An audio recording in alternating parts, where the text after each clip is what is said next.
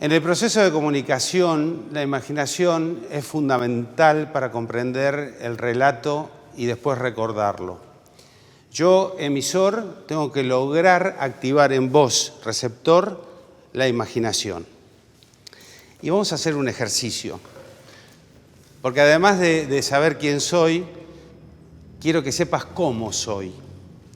Imagínate que estamos en el 4 de septiembre de 1963. Esa es nuestra línea temporal. Imagínate que estamos en Argentina, en la provincia de Córdoba, en un pueblito que se llama Inriville, y que entre esos 4.000 habitantes que tiene Inriville hay una mujer embarazada de 9 meses que tiene contracciones. Imagínate que esa mujer es mi mamá. Imagínate que quien está en la panza de mi mamá soy yo. Imagínate que el marido de mi mamá, que es mi papá, la lleva a mi mamá al único hospital que tiene el pueblo y son las 10 de la noche. Llegan al hospital y el médico no está. ¿Dónde está? En el cine. Entonces mi papá corre al cine, rescata al médico y acá estoy. Esta historia poética, simpática, romántica, es lo que le da sentido, quizás el único sentido, a por qué desde tan pequeño yo sentía esta pasión por el cine.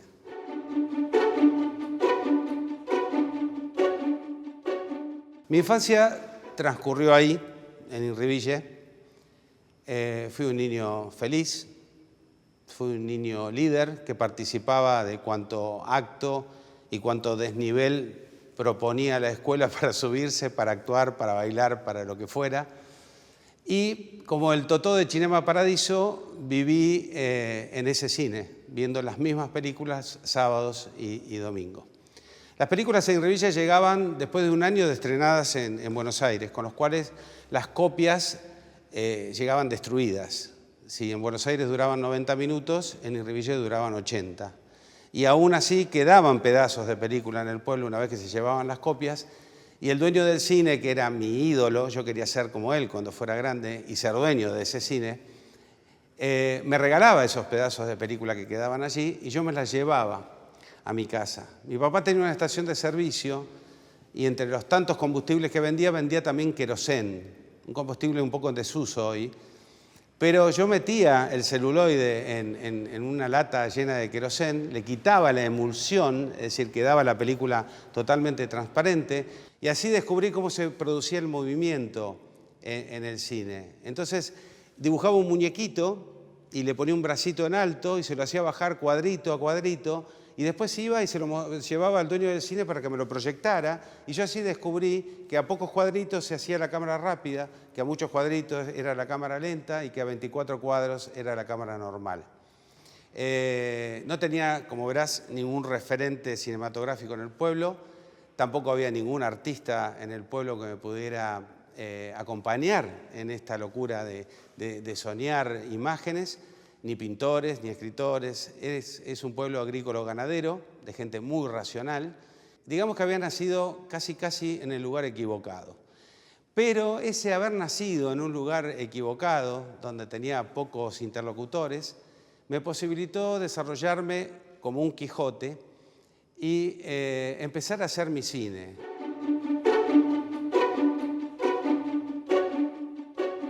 Un día cayó en mis manos una cámara de Super 8 y empecé a hacer mis primeros cortos con mis amigos, cortos de ficción, y el único aprendizaje sobre la técnica del cine había sido las películas que yo veía y había visto en el cine de Armando Morlachetti, así se llamaba el dueño, y la aplicaba en mis cortos, intuitivamente.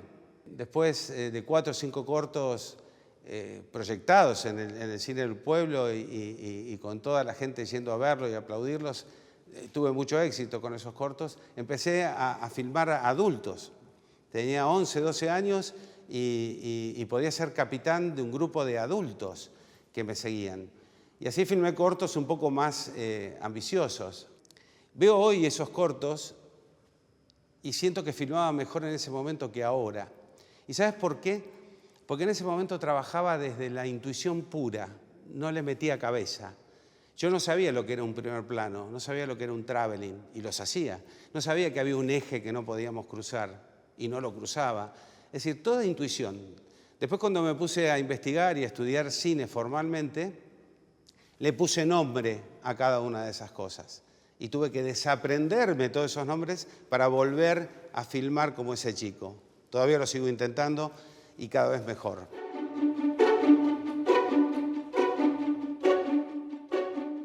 Finalmente, a los 18 años, una edad muy esperada para mí, porque era el momento que yo podía venir a Buenos Aires a hacer mi carrera de cine, tuve la suerte de tener padres que, al verme tan convencido y tan apasionado por el cine, no pusieron obstáculos, confiaron en mí.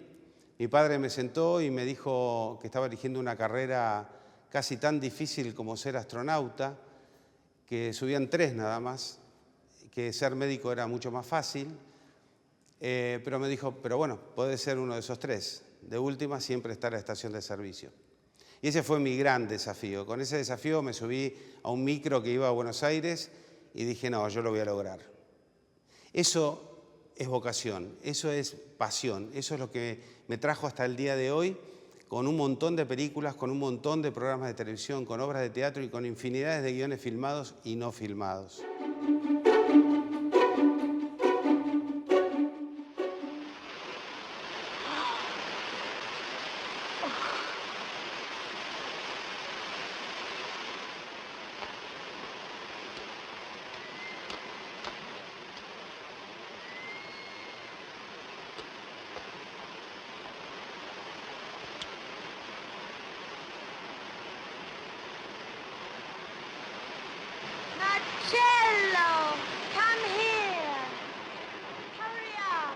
En ese derrotero, en esa búsqueda, en la adolescencia logré ver La Dolce Vita de Federico Fellini y algo me impactó ahí, que con el tiempo logré entender qué era, y tenía que ver con la libertad que tenía Fellini para filmar.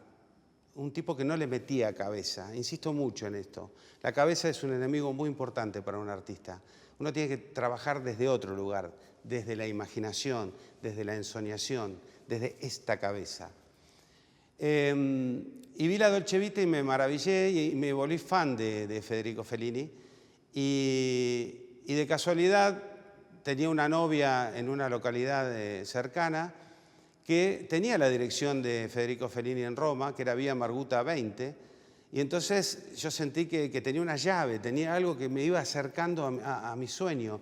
Entonces intenté escribirle un montón de cartas preguntándole cómo diablos iba a ser yo para dirigir una película alguna vez.